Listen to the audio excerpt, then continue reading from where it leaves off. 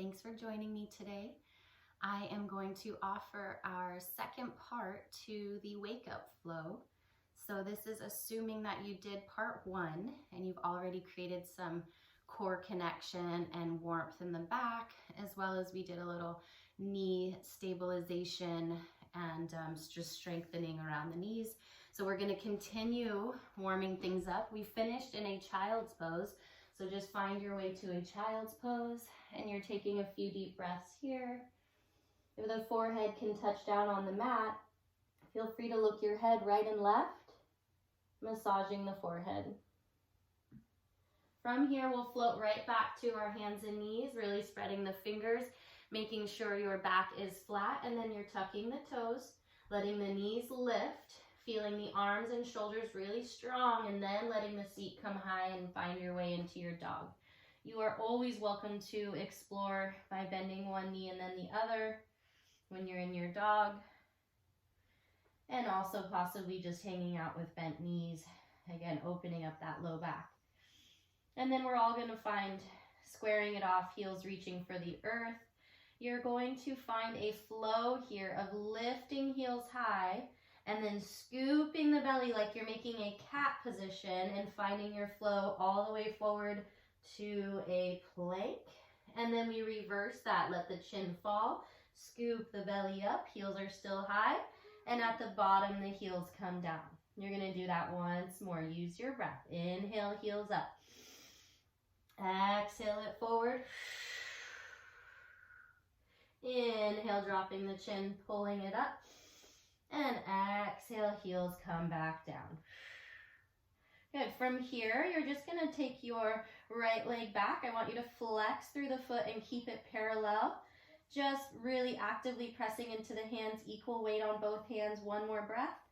And then just release that. Other side. You're parallel with the leg that's reaching. Hips are staying square. Really actively pressing into both hands. And release that.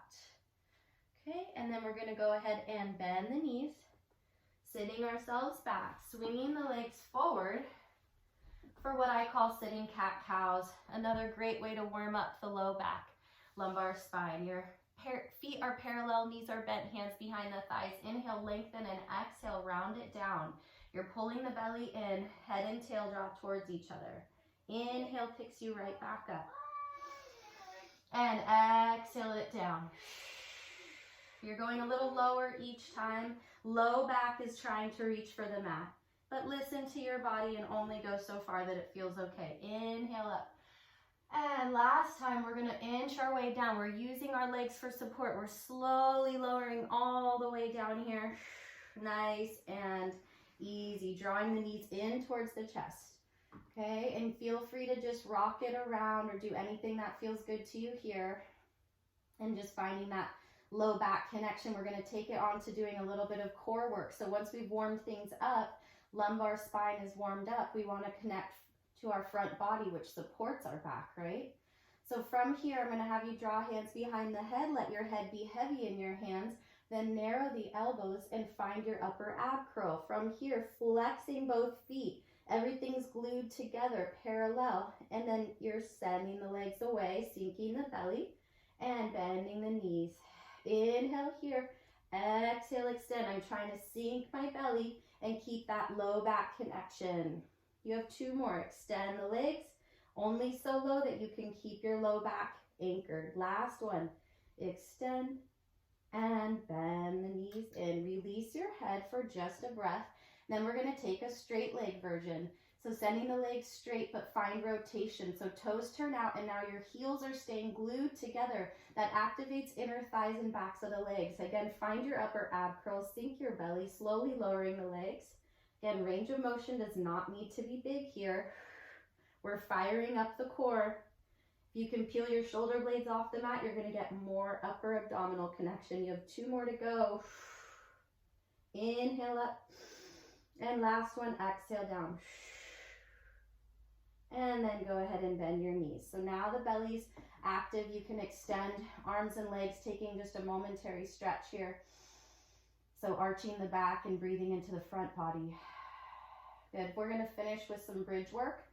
So for this, Your feet are parallel, close to your seat and hip distance apart. Your shoulders, elbows, and palms should be rooted and really connected and actively pressing down into the mat.